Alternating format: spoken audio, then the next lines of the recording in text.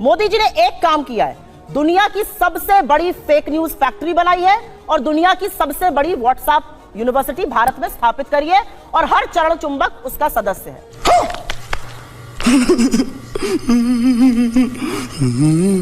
आपको मैं बताती हूं, उन्होंने आतंकवाद पर बात बोली। निकालिए अपने अपने फोन अभी।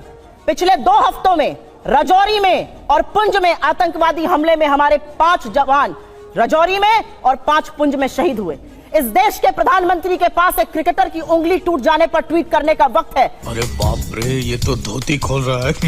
लेकिन एक वक्तव्य इस देश के गृह मंत्री का, इस देश के प्रधानमंत्री का हमारे 10 जाबाजों की शहादत पर नहीं आता। आपको क्या लगता है, आप आतंकवाद को स्वीकारेंगे नहीं, एक्सेप्ट नहीं करेंगे कि हमारे जाबाजों की शहादत हुई है तो वो बंद हो जाएगा? उन परिवारों से पूछिए, क्या उनको सम्मान और श्रद्धांजलि इस देश के प्रधानमंत्री को नहीं देनी चाहिए? आप मौन क्यों हैं? 10 जाबाजों की शहादत हुई है पिछले 2 हफ्तों में।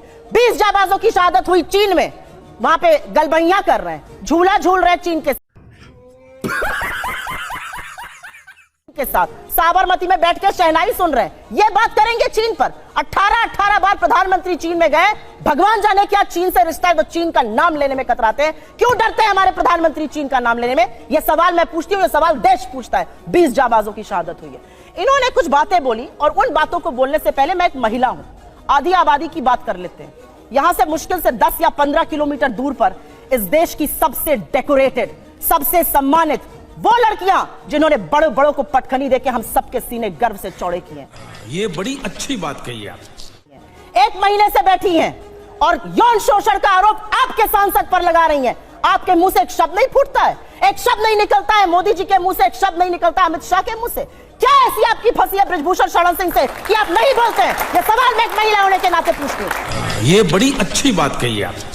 मैं एक महिला होने के नाते पूछती हूँ, बिल्किस बानो के अपराधियों को किसने रिहा किया? क्योंकि वो मुसलमान थी तो आप बोलेंगे नहीं? अंकिता ठाकुर का जिसने कत्ल किया, जिसने उसको जिस्म फरोशी में ढकेला, वो आपके विधायक का बेटा था। आप क्यों चुप हैं? आपने वहां पर इमारत ही गिरा दी कि सबूत ही ना मिले। उठा ले रे देवा, उठा ले रे बाबा, मुझे अमीर को नहीं रे। आपका विधायक दोषी पाया गया है हत्या और सामूहिक बलात्कार का, कुलदीप सिंह सेंगर। ये बात करेंगे महिला सुरक्षा पर। ये चूड़ियां भेजते थे प्रधानमंत्री को, आज इनके मुंह से एक शब्द नहीं फूटता।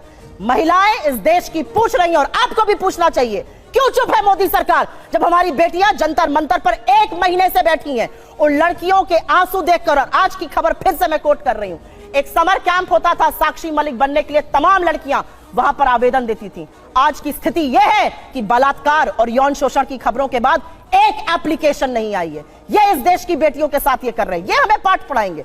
इन्होंने एक बहुत बड़ी बात बोली और वो बात बोलते बोलते पाकिस्तान पर चले गए। अभी मजा आएगा ना भिड़ो।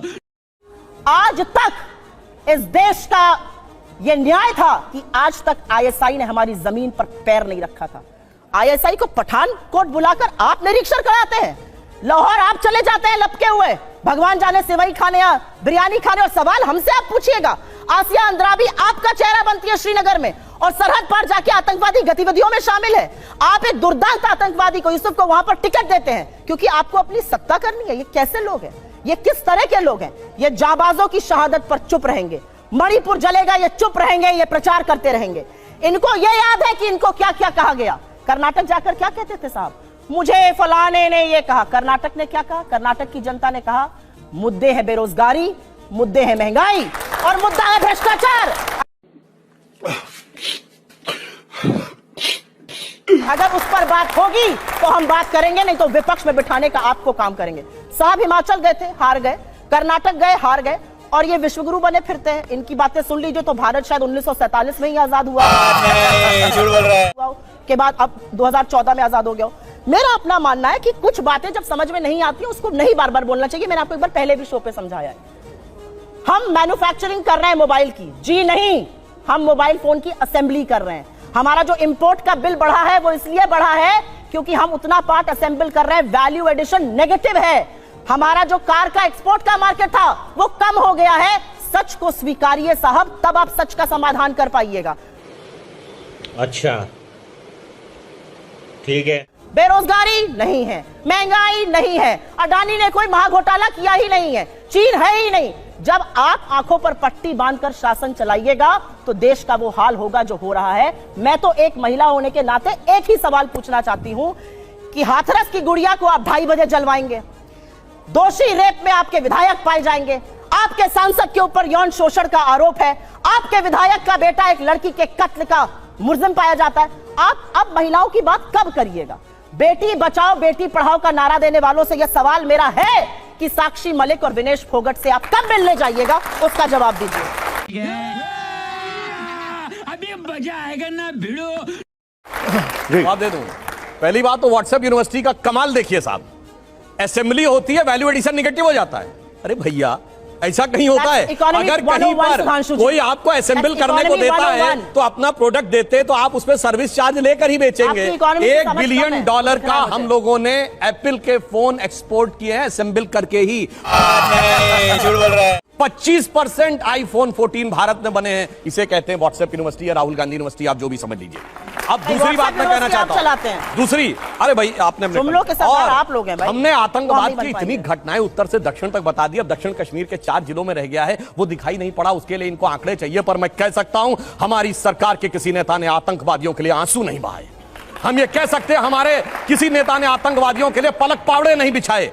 संसद भवन पे हमला हुआ, जिन जाबाजों ने अपनी जान दे दी, उन्होंने, उनके परिवारों ने मेडल लौटा दिए। चूंकि अफजल गुरु को 7 साल तक सर्वोच्च न्यायालय से निर्णय होने के बाद फांसी नहीं दी रही थी, परंतु सोनिया जी की आंख में आंसू नहीं आए। अरे झूठ बोल रहा है, ये झूठ बोल रहा है। बटाला हाउस के एनकाउंटर के आरोपियों के लिए आंसू आए। हमने किसी जाकिर नायक को शांति का मसीहा कहने वाले, इशरत जहां को बेटी कहने वाले, अफजल को हालात का मारा कहने वाले, हाफिज को साहब कहने वाले, ओसामा को जी कहने वाले, बुरहान वानी को भटका नौजवान कहने वाले आतंकवाद पे भाषण दे रहे हैं। जली ना, तेरी भी जली ना। इसलिए अब महिला की बात करता हूं। बिल्किस बानो की बात ये कर रहे हैं, 14 साल वो लोग जेल रख के आए, मुस्लिम थी इसलिए बोला। इसी पश्चिमी उत्तर प्रदेश में एक मुस्लिम महिला थी इमराना, जिसके साथ उसके ससुर ने बलात्कार किया और मौलवी ने फतवा दे दिया कि अब आज से वो अपने ससुर की पत्नी और पति की मां हो गई। और जलवाए जलाल से वो मौलवी साहब विद्यमान थे, चू नहीं बोला। ये इनका महिलाओं के प्रति सम्मान था। हमारे यहां किसी ने नैना साहनी को तंदूर में जलाया, छोड़िए वो सब आरोप प्रत्यारोप। मैं तो 100 बात की बात कहना चाहता हूं, वो कहां गए उन लोगों का सम्मान करते थे जिन्होंने कश्मीर वैली में लिखा, छोड़ के चले जाओ हिंदुओं से और अपनी बेटियों को छोड़ जाओ। वो गिरजा टिक्कू जिसके साथ सामूहिक बलात्कार के बाद आरे से काट दी गई और चू नहीं निकला किसी के मुंह से। वहां एक किसी महिला एक के साथ नहीं, पूरी कम्युनिटी के साथ हुआ और सब मौन साधारण किए रहे, क्योंकि वो सेकुलरिज्म का सुंदर संगीत था, उससे इनको वोट मिलने थे। कहते हैं आईएसआई भारत की धरती पे नहीं था। मैडम आपकी सरकार के समय में रिपोर्टें हैं आईएसआई के कितने मॉड्यूल्स काम कर रहे थे, और जो आप बता रही हैं वो कहानी तो बहुत पुरानी हो गई।